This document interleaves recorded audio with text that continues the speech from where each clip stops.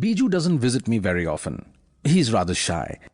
But one day I looked out of the window and there he was in the branches of the oak tree, smiling at me rather hesitantly.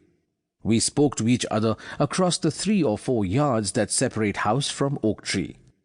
"If I jump, I can land in your tree," I said. "And if I jump, I will be in your house," said Biju. "Come on then, jump." But he shook his head. He was afraid of me. The tree was safe. He put his arms around the thickest branch and held himself close to it. He looked very right in the tree, as though he belonged there, a boy of the woods, a tree spirit peeping out from a house of glossy new leaves. "Come on, jump. You jump," he said. In the evening, his sister brings the cows home. I meet her on the path above the house.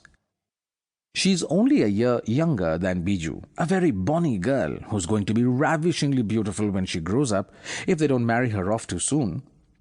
She too has the same timid smile. But if these children are timid of humans, they are not afraid in the forest and often wander far afield with Neelu the blue cow and others. And S, who is 18 and educated at an English medium private school, wouldn't go alone in the forest if you paid him. But the trees know their own. They will cherish the spirits and frighten the daylight out of the tame. The whistling thrush is here, bathing in the rainwater puddle beneath the window. He loves his spot. So now, when there is no rain, I fill the puddle with water, just so that my favorite birds keep coming. His bath finished, he perches on a branch of the walnut tree. His glossy blue-black wings glitter in the sunshine. At any moment, he will start singing. Here he goes. He tries out the tune, whistling to himself, and then, confident of the notes, sends his trilling, full-throated voice far over the forest. The song dies down, trembling, lingering in the air. Starts again, joyfully, and then suddenly stops, as though the singer had forgotten the words of the tune. Vinod, the ne'er-do-well, turns up with a friend asking me to give them some work. They want to go to the pictures but have no money. "You can dig up this slope below the house," I tell them. "The soil is good for growing vegetables." This sounds too much like hard work for Vinod, who says, "We'll come and do it tomorrow." "No, we'll do it now," says his more enterprising friend, and to my surprise, they set to work. Now and then I look out of the window. They are digging away with fair enthusiasm. After about half an hour, Vinod keeps sitting down for short rest, to the increasing irritation of his partner. They are soon snapping at each other. Vinod looks very funny when he sulks, because he has a snub nose. And somehow, a snub nose and a ferocious expression only reminds me of Richmal Crompton's William. But the work gets done by evening, and they are quite pleased with their earnings. Biju is right at the top of a big oak. The branches sway to his movement. He grins down at me and waves.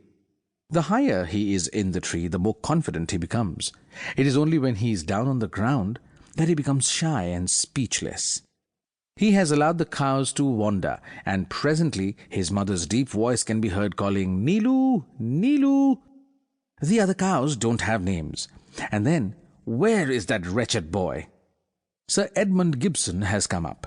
He spends the summer in the big house just down the road. He is wheezing a lot and says he has water in his lungs. And who wouldn't at the age of 86?